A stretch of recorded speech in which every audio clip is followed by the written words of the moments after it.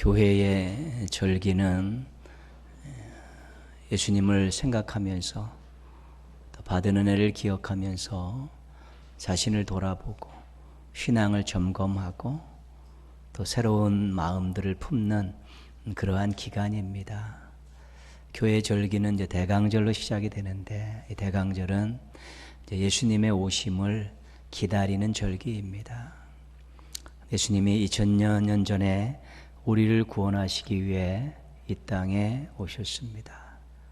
그리고 우리 마음속에 구주로 오셨고요. 또 앞으로 이 땅을 심판하고 우리를 하나님 나라로 인도하시기 위해서 다시 오실 것입니다. 오셨던 예수님, 오신 예수님, 오실 예수님을 우리가 감사하는 마음으로 또 바라보면서 기다리는 절기가 대강절입니다. 여러분, 누군가를 생각하고 누군가에 감사하고 누군가를 기다릴 때 그 마음은 사랑하는 마음입니다. 사랑하는 마음이 없는데 기다리지 않습니다. 미운 사람 기다리지 않습니다. 사랑하기 때문에 기다리는 것입니다. 그래서 이번 대강절 절기에 예수님을 감사하는 마음으로 또 바라보면서 기다리는데, 우리 마음속에 정말 예수님을 사랑하는 마음들이 있는가? 그동안 예수님을 사랑한다고 수도 없이 말했고 고백했었는데 정말로 내가 예수님을 뜨겁게 사랑하는 마음이 있는가? 또 예수님을 어떻게 사랑하고 있는가? 이런 부분들을 한번 점검하려고 합니다. 계속해서 말씀을 드리고 여러분 나름대로는 또 묵상하고 기도하면서 이 대강절 4주간을 정말 사랑합니다 나의 예수님, 이 고백을, 이 찬양을 부끄러움 없이 부를 수 있는가? 또 정말 내가 예수님을 사랑하고 있는가 확인하고 제대로 고백하고 제대로 부를 수 있고 또 제대로 사랑하며 산다면 여러분 정말 행복한 그런 인생의 기반들을 마련하실 수 있게 될 것입니다. 주보 옹달샘란에 보면 사랑합니다 나의 예수님이 악보를 넣어놨습니다. 4주간 그냥 계속 들 겁니다. 여러분들 이거 이 노래를 외우시고 또 혼자 계실 때도 부르시고 그러시면 되겠습니다. 그래서 앞부분은 고백하는 것이고요, 뒷부분은 주님께서 말씀하신다고 생각하면서 아멘 이렇게 받으시면 되겠습니다. 우리 한번 같이 찬양하겠습니다. 고백하는 마음으로 주의 음성을 아멘으로 받는 그런 마음을 가지고 우리 찬양 한번 드리겠습니다.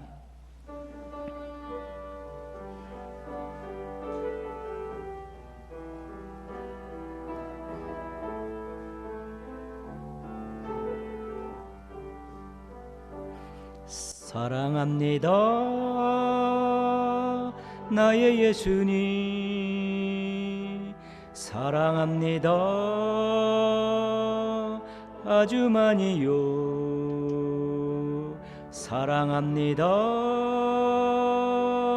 나의 예수님, 사랑합니다 그것뿐이에요. 주께서 말씀하십니다. 사랑한다 아들아, 내가 너를 잘 아노라. 아멘. 사랑한다 아들아, 내게 축복 더하노라. 사랑합니다. 사랑합니다 나의 예수님, 사랑합니다 아주 많이요. 사랑합니다 나의 예수님, 사랑합니다 그것뿐이에요. 사랑한다 내 딸아, 사랑한다 내 딸아, 내가 너를 잘 아노라.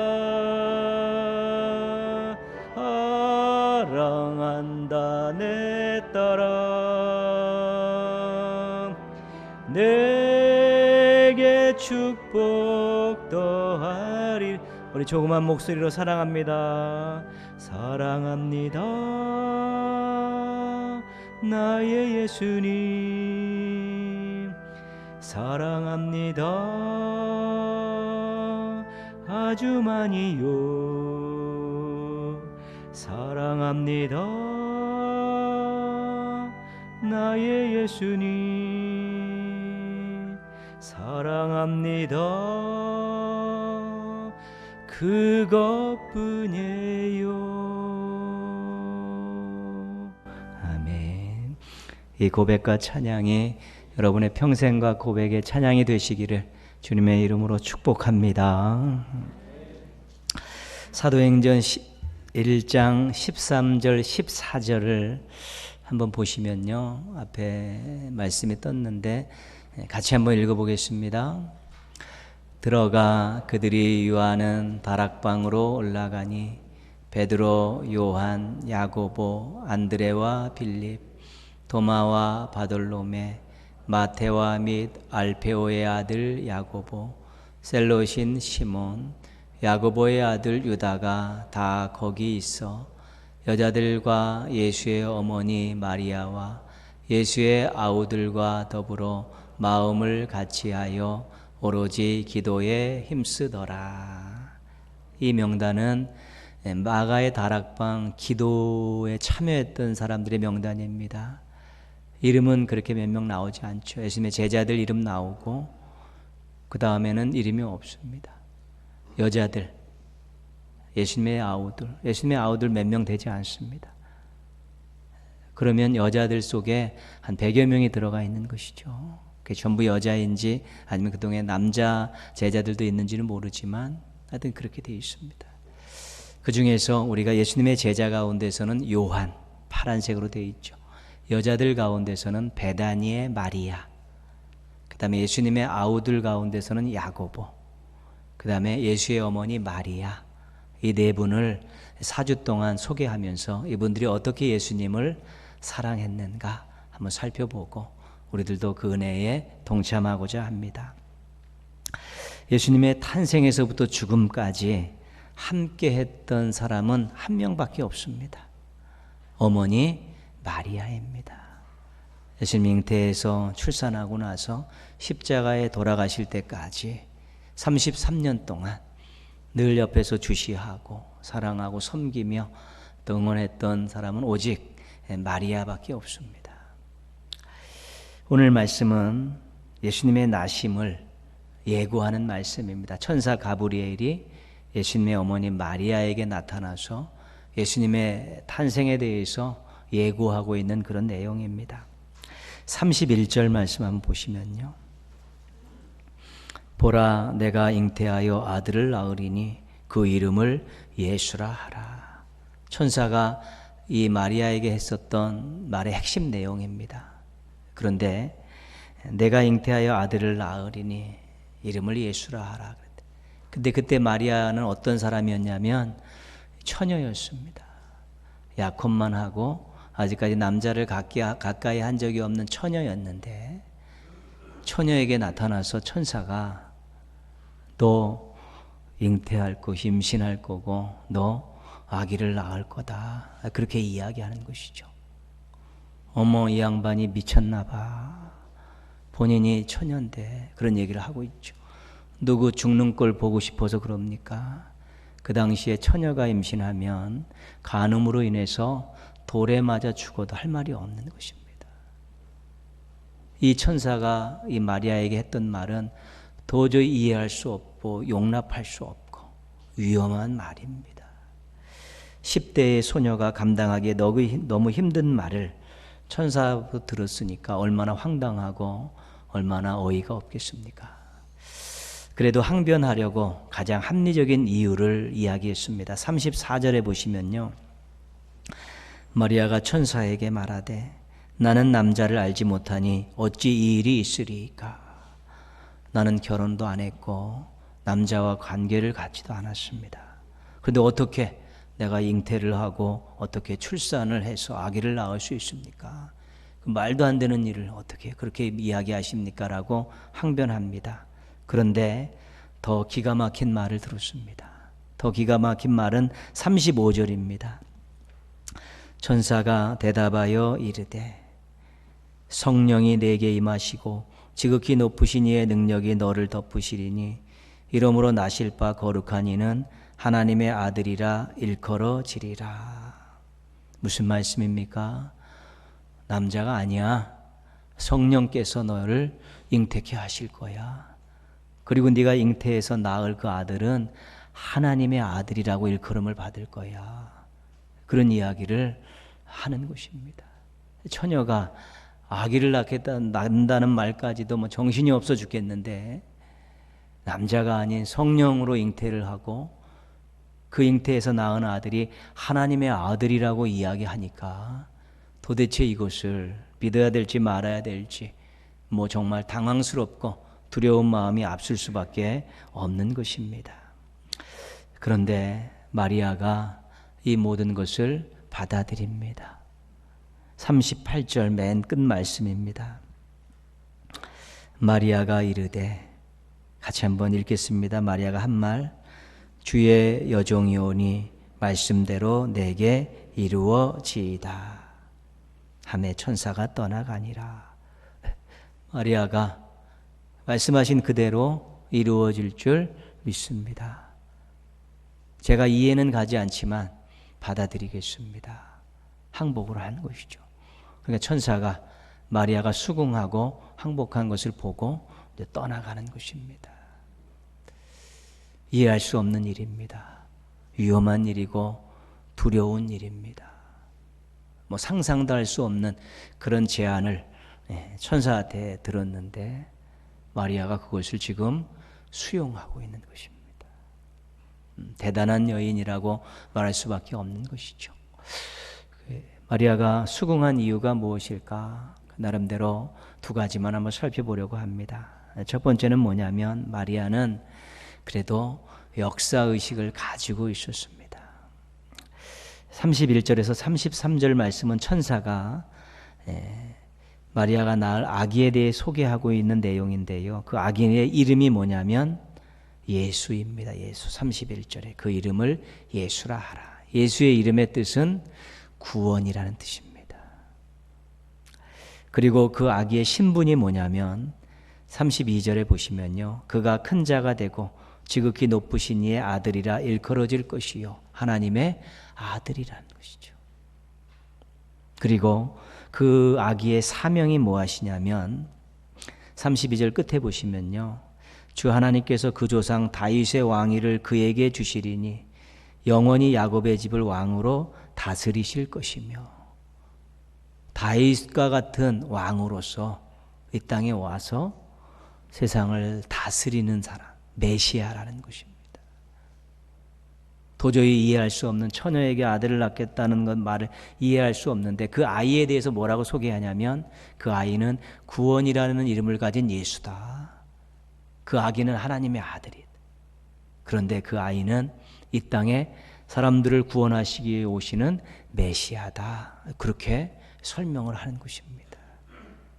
예수님 태어날 당시에 그때 이스라엘은 로마의 압제하에 있었습니다. 식민지였습니다. 백성들이 정말 고단한 삶을 살고 눈치 보는 삶을 살았습니다. 그래서 그들의 마음속에 언제 다윗과 같은 그런 능력 있는 왕이 와서 우리를 구원할까? 메시아를 기다리고 있었습니다. 그런데 마리아가 이 나라의 형편과 백성들의 마음을 알고 있었다는 것입니다. 이 나라가 어떻게 하면 회복될 것인가? 이 백성이 어떻게 하면 구원받을 것인가를 고민하고 있었는데 천사가 와서 처녀인 네가 성령으로 잉태돼서 아들을 낳을 것인데 그 아들이 예수다. 하나님의 아들인데 이 땅에 와서 이 땅을 구원할 메시아다. 그렇게 이야기하면서 마리아의 마음속에 이 나라가 회복된다면 이 백성들이 구원받을 수 있다면 내가 수고하고 희생하는 것쯤은 해도 되지 않을까라는 마음이 찾아든 것입니다. 나라의 아픔, 백성들의 고통을 해결할 방법이 없이 눈물 흘리면서 땅을 치면서 기도하고 하늘만 바라보고 있는 그 나라의 역사의 현장 속에서 마리아는 어떻게 하면 이 나라를 위해 백성을 위해서 무언가 필요하다는 것을 알았는데 자신이 만약에 처녀임에도 불구하고 성령으로 잉태하고 아들을 낳으면 그 아들이 이 나라를 회복하고 이 백성들을 구원할 것이라는 그런 천사의 소개를 듣고 그렇다면 내가 희생할 필요가 있겠구나. 내가 그 일에 쓰임받는다면 나는 아멘할 필요가 있겠구나. 그런 생각을 갖고 역사의식을 책임의식으로 바꾸면서 그가 기꺼이 희생하겠다고 손들고 나선 것입니다. 우리 조국 대한민국의 현실과 역사에 관심이 있으십니까? 또 아픔을 공감하십니까? 또 이 나라가 미래에 또 좋은 모습으로 그렇게 활짝 날개를 펼 것을 소망하고 계십니까? 나라가 어수선한 것은 분명하고요. 말도 많은 것은 분명합니다. 그래서 이 꼴 저 꼴 보기 싫다라고 귀 닫고 눈 감고 그냥 자기 삶 사는 사람도 있습니다. 아니면 언제 자기의 정치적인 성향을 가지고 한 편을 들면서 상대방을 끊임없이 비판하고 공격하기도 하는 것입니다. 그러나 중요한 것은 나라와 역사의 아픔을 가슴에 안아야 된다는 것입니다. 비판을 하든 무엇을 하든 안아야 되고요. 이 나라가 미래의 좋은 나라로 이 백성들이 정말 행복한 모습으로 살아가겠다라는 그런 기대감들과 소망들과 기도 제목들은 가지고 있어야 된다는 것입니다. 그런 마음 없이 하는 모든 일들은 싸움만 불러일으키고 분열만 조장하는 것들입니다. 건강한 국민들은 역사의식을 가지고 있습니다.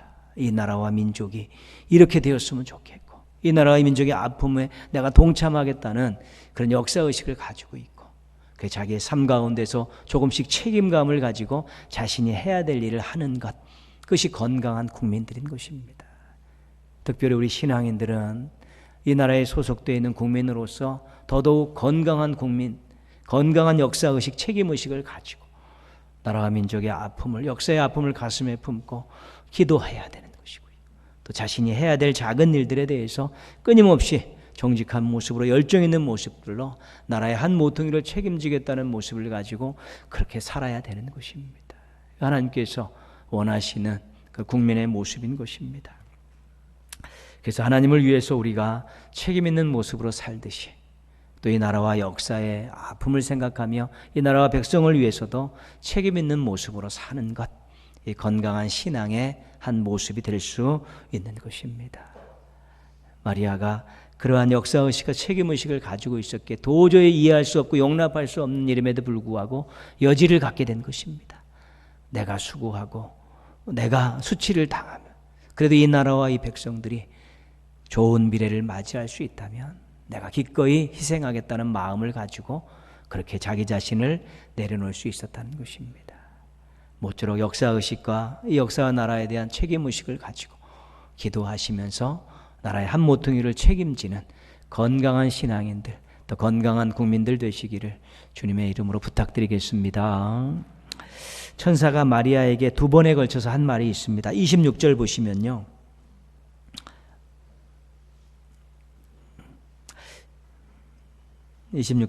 28절입니다. 28절 보시면요. 그에게 들어가 이르되 은혜를 받은 자여 평안할지어다.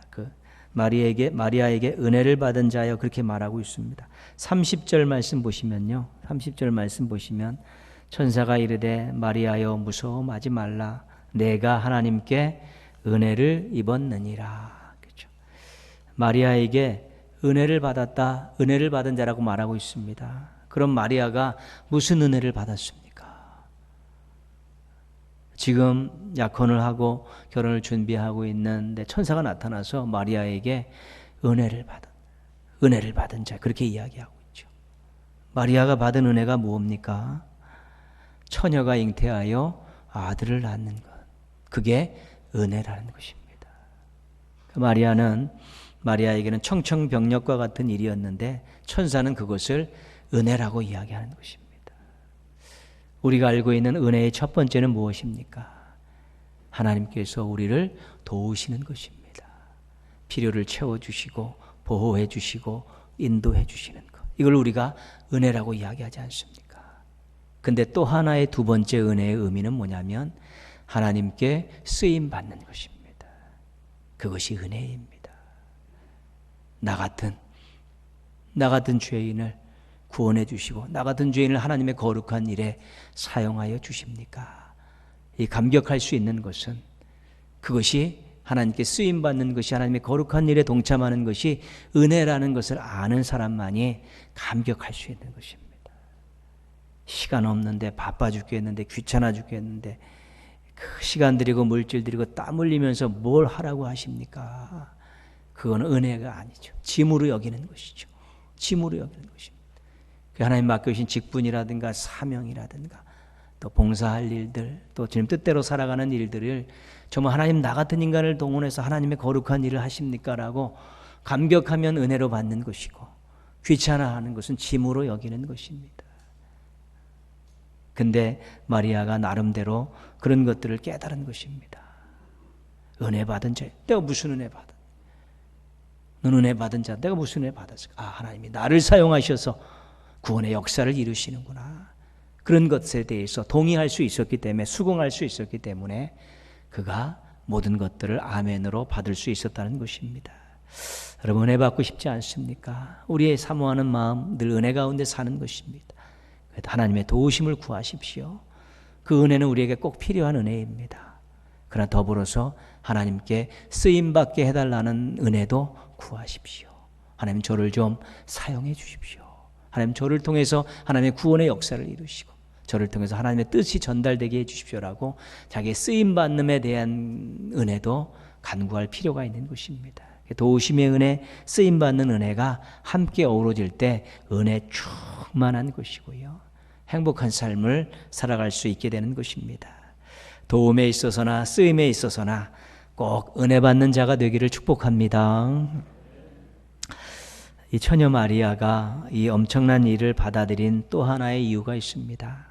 당연한 것인데요. 믿음입니다. 믿음. 천사가 잉태와 출산을 말하고 그 아이가 메시아이고 하나님의 아들이라는 것을 말했습니다. 처녀가 남자와 관계하지 않고 성령님에 의해서 잉태될 것인데 그 잉태된 아기가 하나님의 아들이라는 것을 들었습니다. 이해할 수 없습니다. 이해가 되지 않습니다. 수긍할 수 없습니다. 인정할 수 없습니다.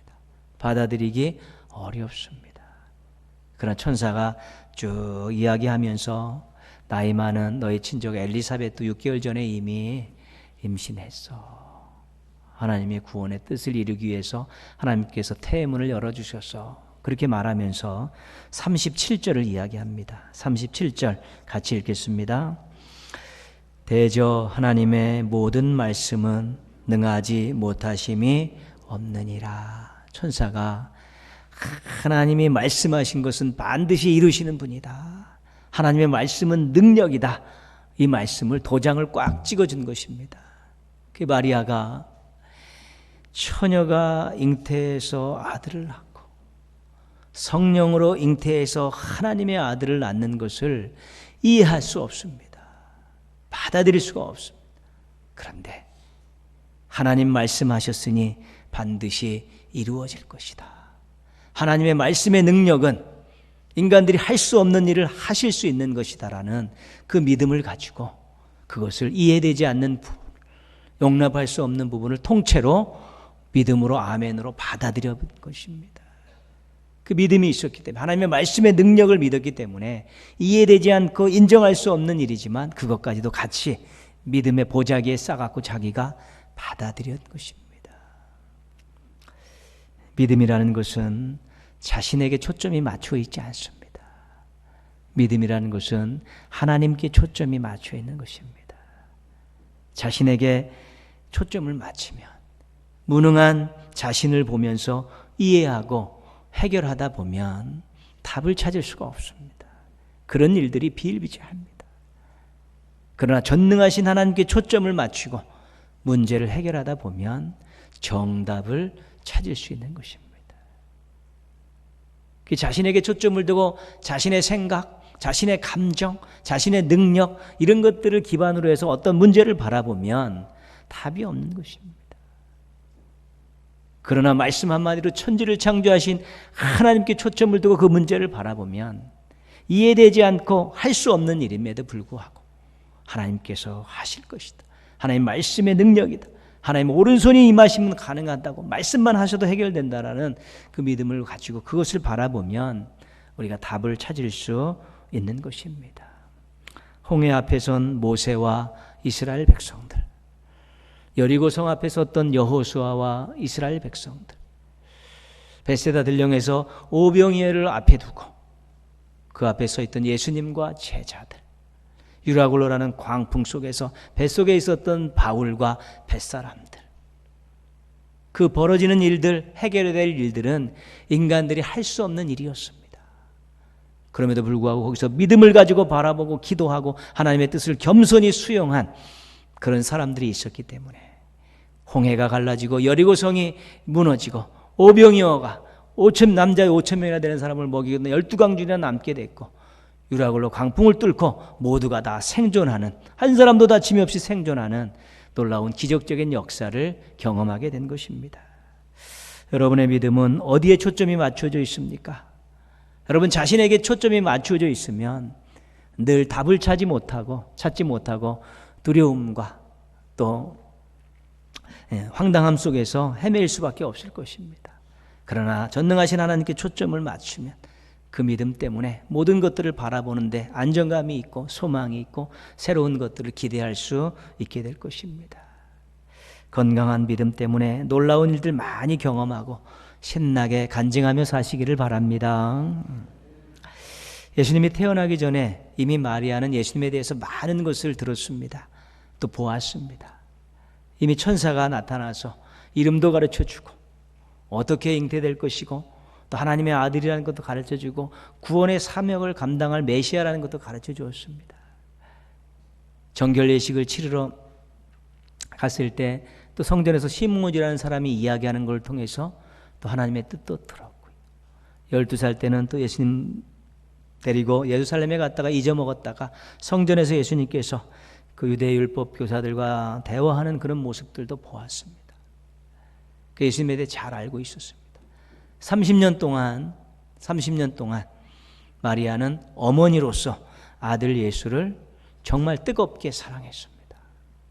그런데 마리아의 인생의 어느 기점에서 아마 30년 그 안에 있을지도 모르겠습니다. 아들 예수가 주님 예수로 바뀐 그러한 시점이 있었다는 것입니다. 아들 예수로 사랑했었는데 어느 시점부터는 주님 예수로 사랑하는 그런 시점, 변화된 시점이 있었다는 것입니다. 그래서 많은 여인들과 함께 예수님을 섬기면서 그렇게 따라다녔고요. 예수님 십자가에서 죽으실 때 가슴을 뜯으면서 그 옆에서 자리를 지켜주었고요. 무덤에 장사되는 것을 눈물을 흘리면서 바라보고 약속을 기다리며 다락방에서 기도하라 했을 때 그곳에서 함께 120명과 함께 모여서 뜨겁게 기도했다는 것입니다. 그래서 어머니로서 아들을 사랑했던 기간도 있었지만 정말 성도로서 신앙인으로서 제자로서 예수님을 주님을 사랑했었던 그런 기간도 있었다는 것입니다. 마리아는 어머니로서 아들 예수를 사랑했고 은혜 받은 자로서 또 주님을 사랑했는데 마리아의 사랑은 묵묵히 곁을 지켜주는 사랑입니다. 33년 동안 늘 곁에서 바라봐주고 있었던 것이 마리아의 사랑이었고요. 마리아의 사랑은 예수님의 모든 것을 의심 없이 믿어주는 것입니다. 아들 되심에 대해서 그 능력에 대해서도 그냥 믿어주고 한 번도 부정적인 언사를 하지 않는 온전히 믿어주는 그것으로 예수님을 사랑했고요. 또 마리아의 사랑은 예수님이 하시는 사역을 뒤에서 응원하면서 그 사랑을 표현했다는 것입니다. 가나 혼인잔치에서 포도주가 떨어졌습니다. 당시 유대 풍습에서는 주인이 포도주가 떨어지면 아주 욕을 바가지로 먹는 것이죠. 엉망인 혼인잔치가 되는 것인데 어머니 마리아가 아들 예수님께 가서 포도주가 떨어졌대요 얘기하죠. 무슨 말입니까? 도와주셔야 된다는 것이죠. 도우실 수 있으니까 그리고 하인들에게는 예수님이 명령하는 대로 그대로 다 해라. 예수님께서 반드시 이 문제를 해결해 주실 것을 믿기 때문에 그렇게 이야기한 것입니다. 예수님 키우고 예수님 따라다니다가 섭섭할 때도 있었겠지요. 힘들 때도 있었고 가슴 아플 때도 있었습니다. 그러나 믿어 의심치 않고 응원하며 곁을 지켰던 한결같은 사랑, 그것이 마리아의 예수님 사랑이었습니다. 예수님의 구주되심을 한 번도 의심 없이 믿고 사는 것, 그거 예수님 사랑하는 것입니다. 아무리 힘들고 어렵고 섭섭하고 억울해도 믿어 의심치 않는 것, 그거 예수님 사랑하는 것입니다. 믿음으로 예수님 사랑하며 사시기를 바랍니다.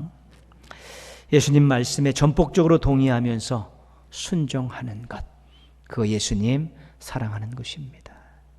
그 어떤 말씀에 핑계대지 않고 묵묵히 따라주는 것, 그거 예수님 진짜 사랑하는 것입니다. 순종으로 예수님 사랑하며 사시기를 바랍니다. 예수님의 구원 사역과 관계된 복음 사역을 응원하고 돕는 것, 그거 예수님 사랑하는 것입니다. 예수님의 섬김 사역과 관계된 이 교회의 사명을 응원하고 참여하는 것, 이거 예수님 사랑하는 것입니다. 응원으로 예수님 사랑하며 사시기를 바랍니다. 대강절 기간 이제 시작됐습니다. 정말 사랑합니다. 나의 예수님, 내가 감격적으로 고백할 수 있는가? 여러분, 이 기간 동안에 내내 자신에게 물으십시오. 그러면 또 하나의 의문이 생깁니다.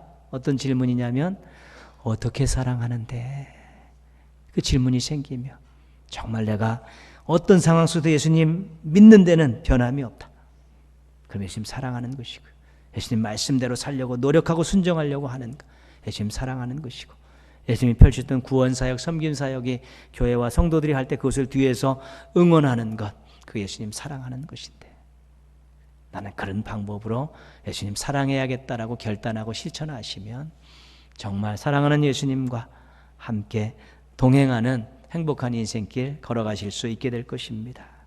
성탄절을 기다리면서 믿음과 순종과 응원으로 예수님에 대한 사랑의 온도가 점점 높아져 가고 예수님을 사랑하는 것을 많은 사람들에게 보이며 살아가는 멋진 신앙인들 되시기를 주님의 이름으로 축원합니다. 기도하겠습니다.